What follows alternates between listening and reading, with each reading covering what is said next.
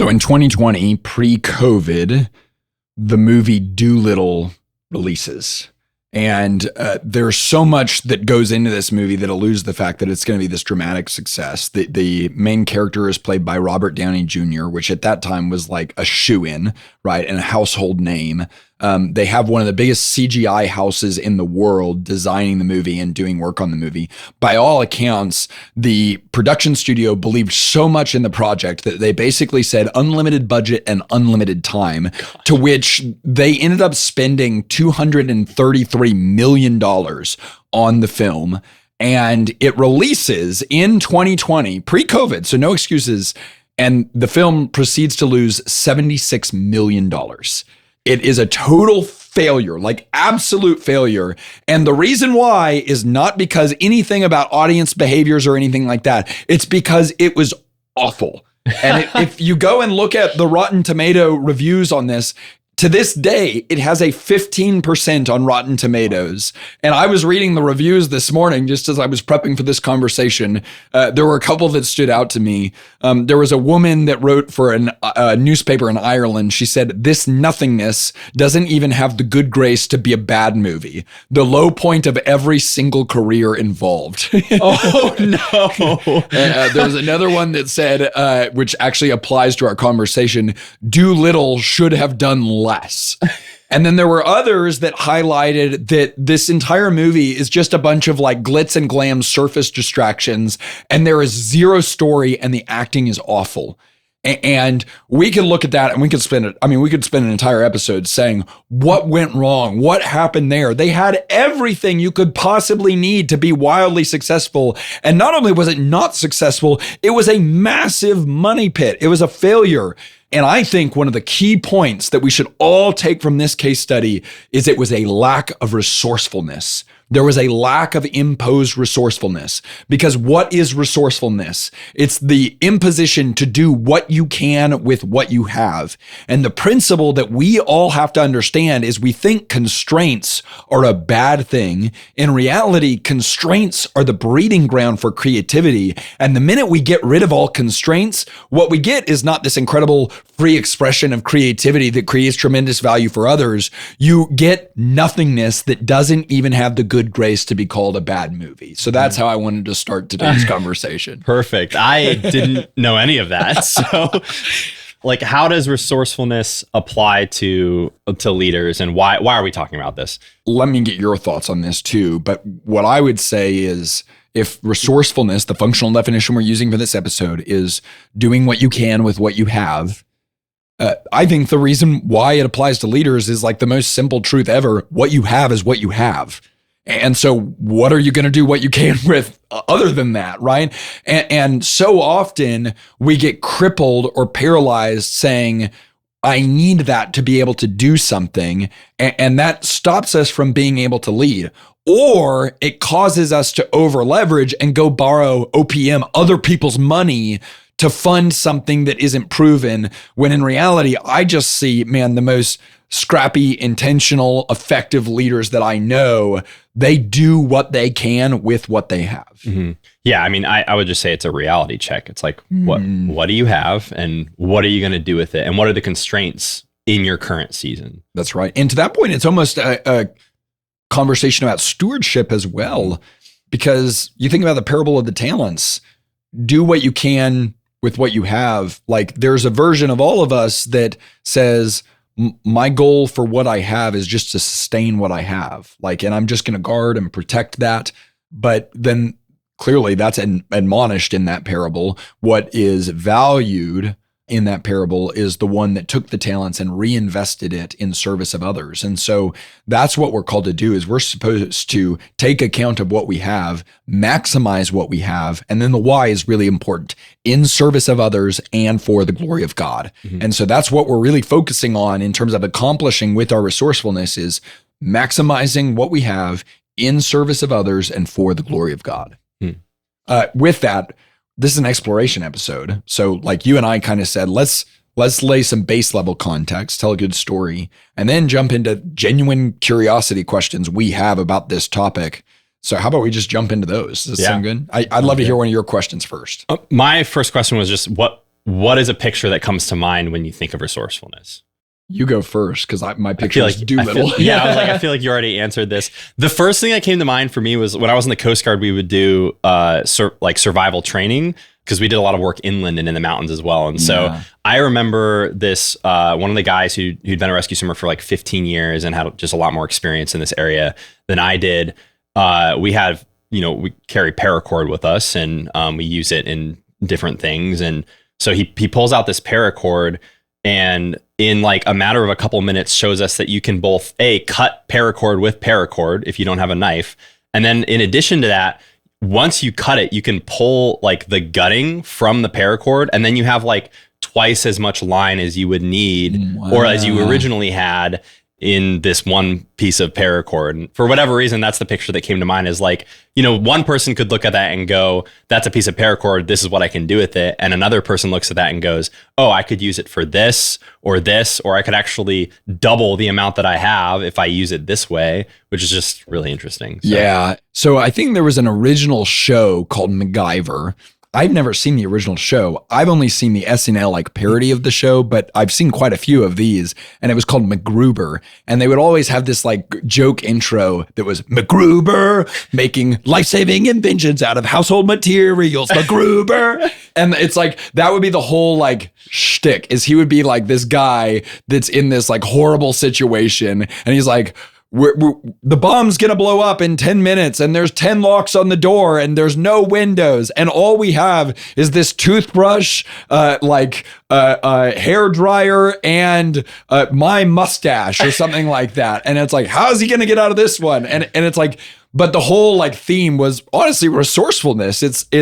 But I guess and we could kind of maybe hit on this a little bit, because I think it actually pulls out the truth that's in the example that you gave as well. I think there's a part of resourceful people that almost refuse to see problems as immovable. And they have like this like internal level of belief of like, oh, we can figure this out.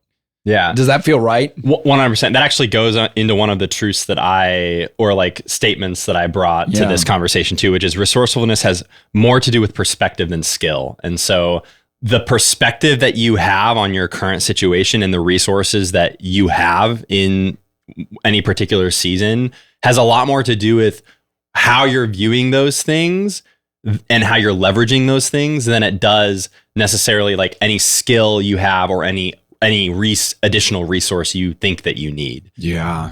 So recently, Michelle on our team shared, well, it was actually a little bit ago now. It was at the end of December. She called me and she said, hey, I'm going to be submitting my notice. I'm excited to be staying at home for this season. Like, I'm not going to work for this season.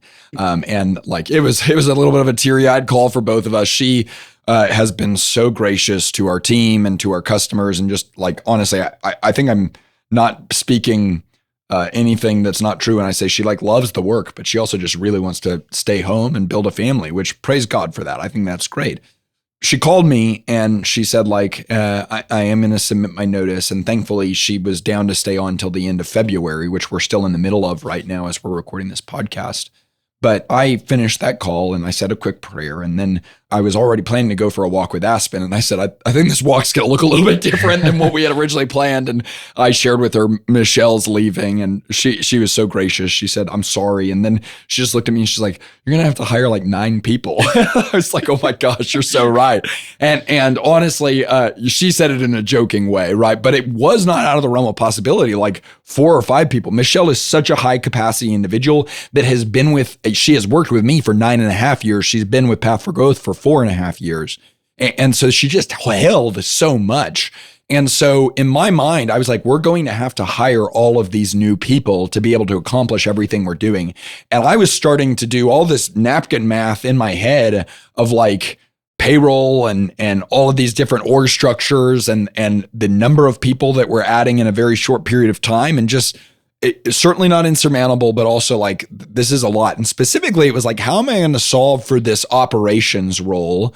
And what was so crazy is I was like, we're going to have to do something different. We're going to have to do something new. We're going to go, I don't even know who this person would be. I can't think of anyone. I kept trying to think of people that I would know that I could call about this. And then literally the next morning I'm making breakfast and it just pops in my head of like, well, Bert could do all of that. Bert's a guy on our team that has been with us for quite a few years now and he has been absurdly faithful. He's a cultural rock star. And on top of that, he like has told me like, Alex, I've just fallen in love with the idea of operationalizing a business. He's like, I love it. I found that I'm good at systems. I'm good at processes. And he has aggressively pursued learning about all of that in a period of time. And it was so crazy. The minute the glimmer of an idea popped up in my head as I'm making breakfast, Bert could do some of this.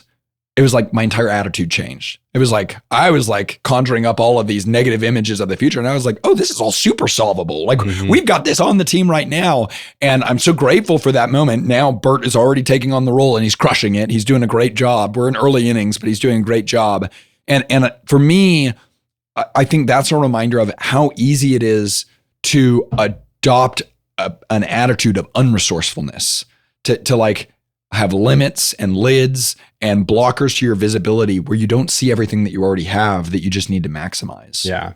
The biggest thing that comes to mind for me is like, I used to work contract with the oil industry and we would go out for 2 weeks at a time into the Gulf. And you're hanging out in a trailer at an airfield in the swamp. It's like 100 degrees outside and you're just there in a 4-bedroom trailer with some other guys working shift work. And so it's not glamorous and you're on call. And so you're just kind of hanging out. Wasn't there an alligator too? There was an alligator who we named Fred, who turned out to be a female, only had three legs.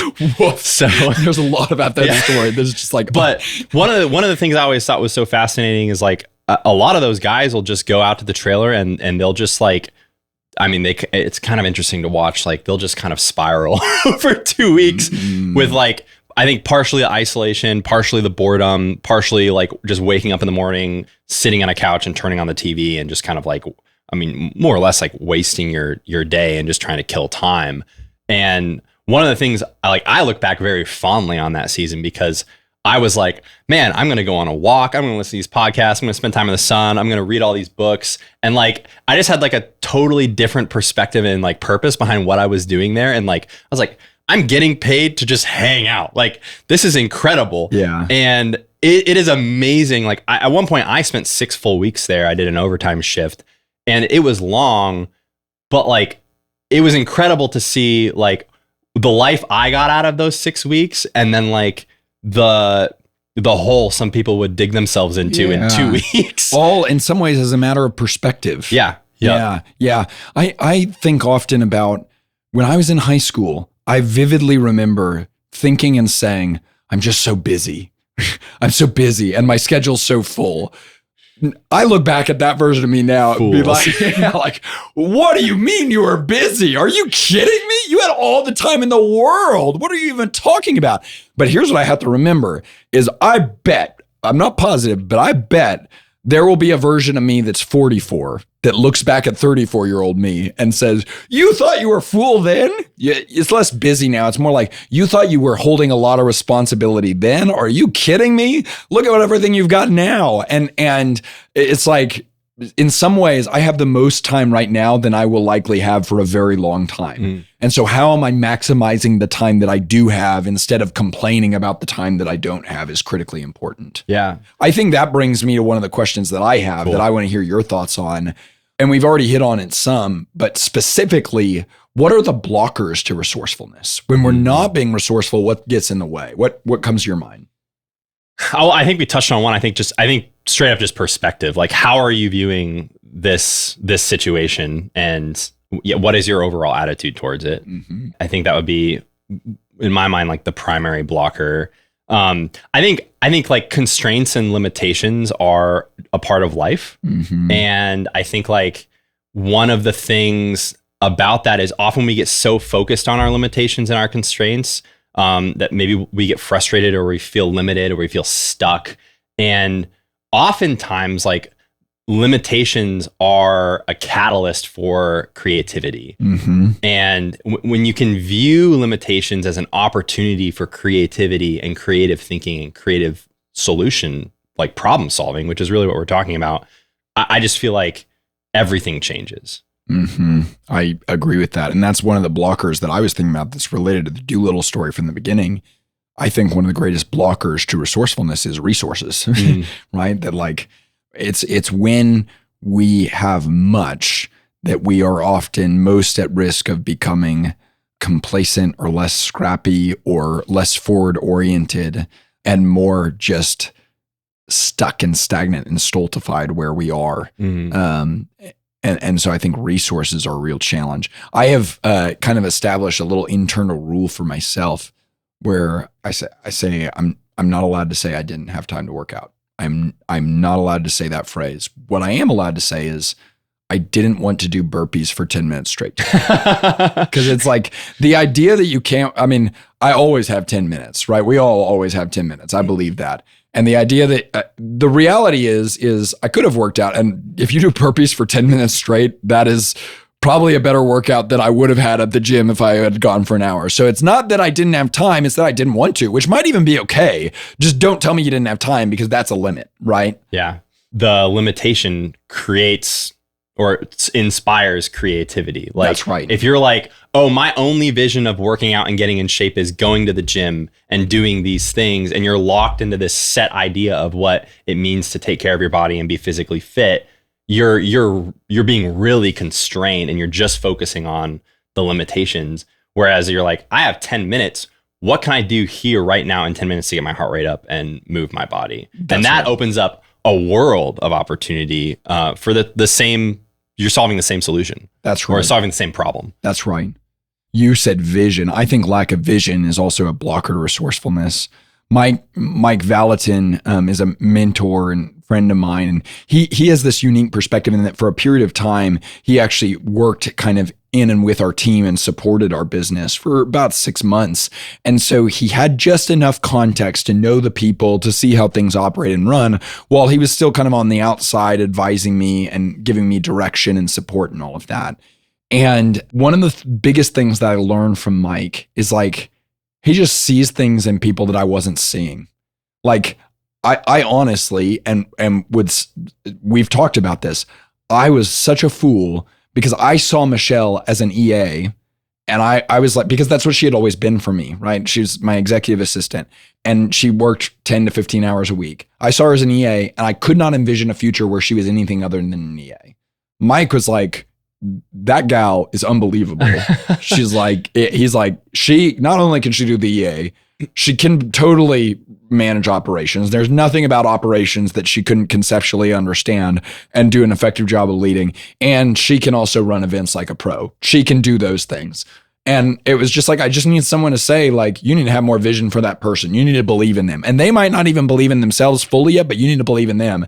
And it's like, she did those things over the course of the past year and crushed them. Like, best experience we've ever done that she fully coordinated, right? Our operations are humming right now, much thanks to her, and has continued to work with me as an EA. My lack of vision would have prevented that, right? The same thing is true of Bert. There was a period of time where I didn't even consider that he could fill the needs that he's now filling, right? And it's not that I didn't have positive regard for Bert. It's just I was basing my decision-making process on what is, and resourcefulness also factors in what could be. And I think lack of vision can severely block our ability to be resourceful. We're talking about finding resourcefulness in your own situation. How do you call that out of others? Like in the instance of Michelle or Bert, like how do you lead others into moving or growing beyond the constraints that maybe they feel like they're in? Well, I can say what people have done for me. There have definitely been times in my life that I had other people believe in me and my capacity more than I did. And it wasn't like they said something and then I'm like, okay, I agree with you. I can totally do that. It was, I had to borrow some of their belief. Like they had built up enough trust with me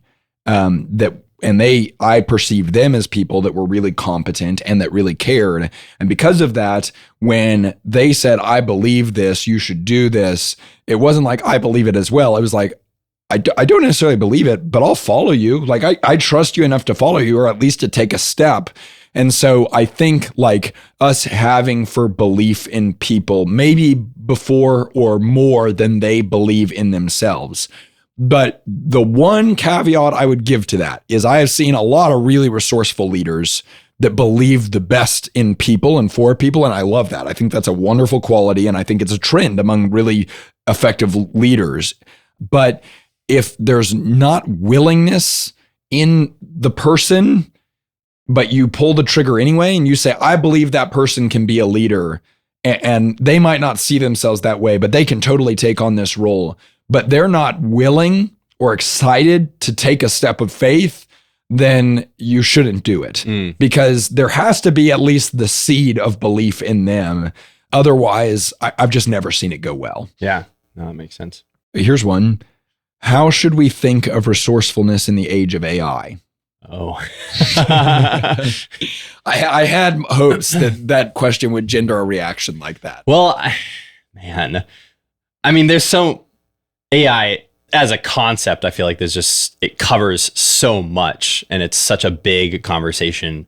I feel like there's a lot of different ways that could go. Well, I mean, I guess if you're talking about resourcefulness, you're talking about stewardship, really at its root. And I think AI is this new thing in our work and in our life, and it is constantly, I mean, on a daily, sometimes it seems like hourly basis, changing and developing. And it is something that I think we can't ignore, and we can't like bury our heads in the sand about.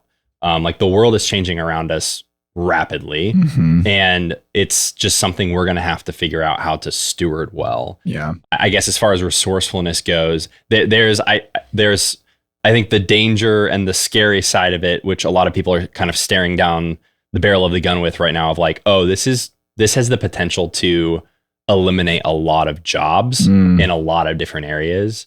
And so like when you think of resourcefulness, it's like, oh, from a business perspective, just on paper, it probably feels like AI is going to be the answer to a lot of problems that will, increase profits, reduce waste, or reduce costs, things like that.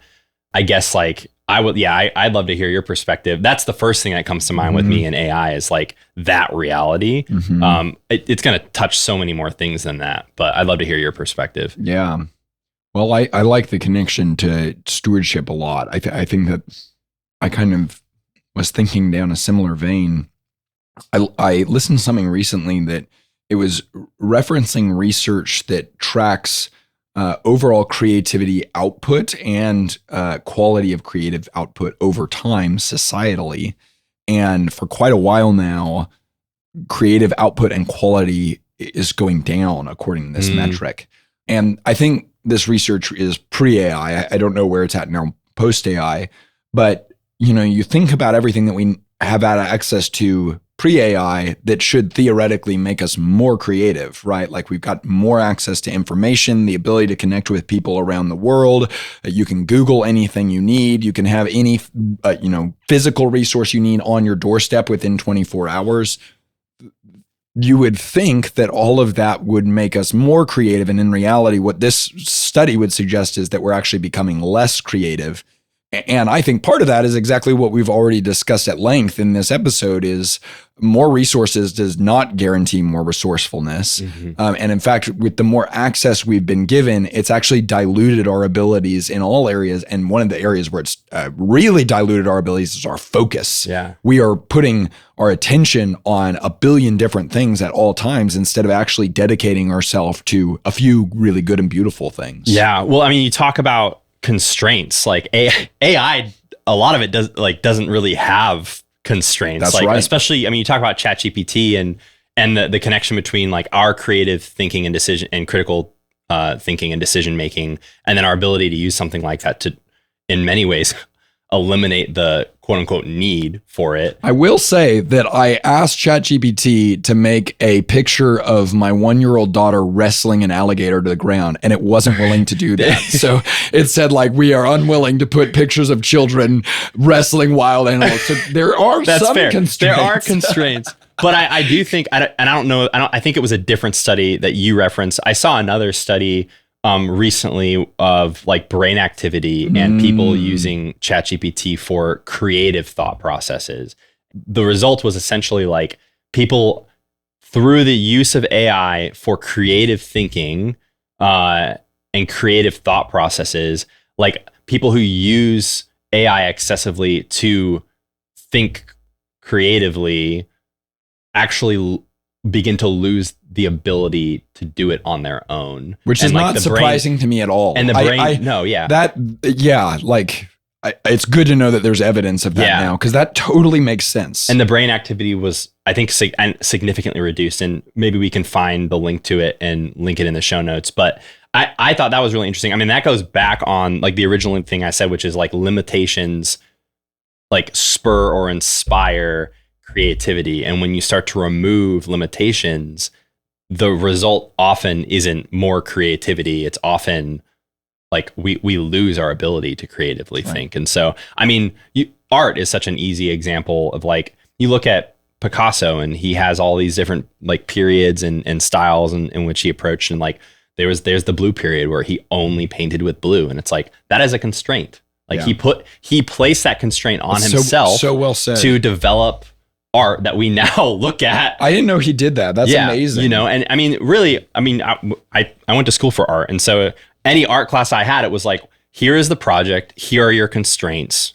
Now go produce something. Mm-hmm. And that was pretty much the like rubric for every project was like, here is the medium you have to be in. Here is maybe the subject matter or whatever. Like, here are your constraints. Now go think creatively on how to solve this problem with these constraints. That's and so like, I mean, that's just such I feel like an easy example of how constraints spur creativity. Yeah. We need to talk more about this. And I personally need to do more work on this, because we currently have more access to resources than we have ever had. And we are about to have way more resources. Mm-hmm. It's growing by the day, more access than we've ever had. And I think the need for self-imposed constraints as a result will be as great as it has ever been. Mm. And when I say I need to do more work on this, I already have in my mind my boundaries, like my red lines with AI of like, I am not willing to go there. I'm not willing to do that, even though that I know that I already can. I could have AI write a book with my name on it today and release it and make money. Mm-hmm. And I just said, like, I'm not going to do that. I've got a lot of these boundaries in my head, right? But I think actually codifying them as line in the sand standards for where we're going, because I think if we don't establish self-imposed constraints for ourselves, that's our responsibility, we are going to get walloped. Yeah. Because the change is coming and it's coming fast.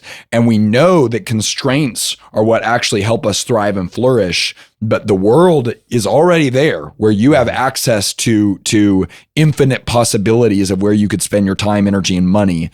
And if you're not ready for it, I don't know, it's just not going to be good. And my fear, I think, is, and I would say I have a faithful fear, right? Like I lose zero sleep over this, but I just think we did not do a great job with social media.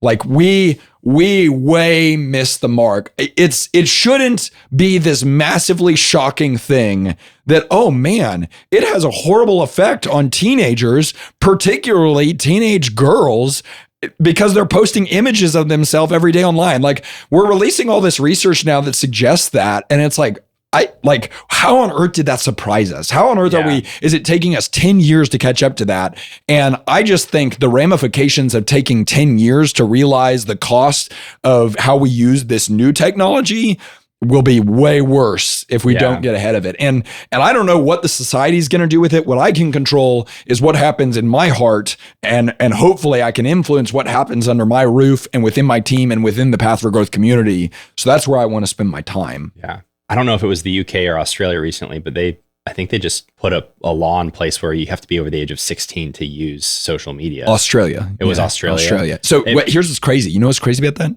5 million accounts deactivated. Bam. Gone. It's insane. Parents are actively working to get their children back on social media in Australia right now because their account was deactivated.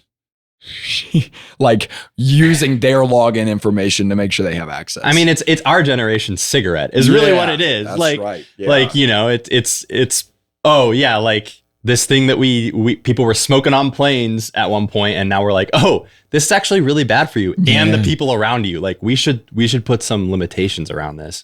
I think the aviation industry is a fascinating case study of where like a piece of technology that literally changed the world and the way that we operate and how rapidly it developed, but then also like the dangers of it and how many lives were lost in the pursuit of that technology developing, and how as lives are continued to be lost, safety constraints and things are just continually improved and developed through the study of those accidents. Like I think AI is going to be very similar in the way that it plays out. It's like, oh, we're not really going to know the danger of this until something catastrophic happens, and then we're all going to go, oh no.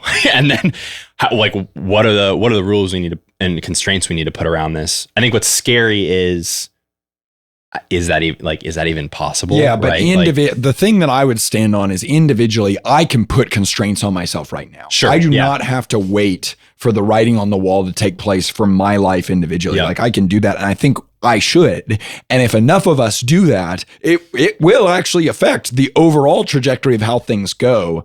But I also love the cigarette example because my dad works at NASA, right? And he remembers the time and tells us stories about the time, like in the Apollo program, when you would go observe mission control and the room was filled with smoke.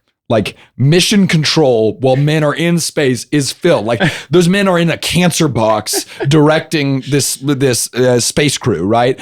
And now literally you tour NASA and you're like, that is, I mean, a foreign idea. Like it's laughable that would ever be a thing because of how intense they are about what goes on in that room and all of that.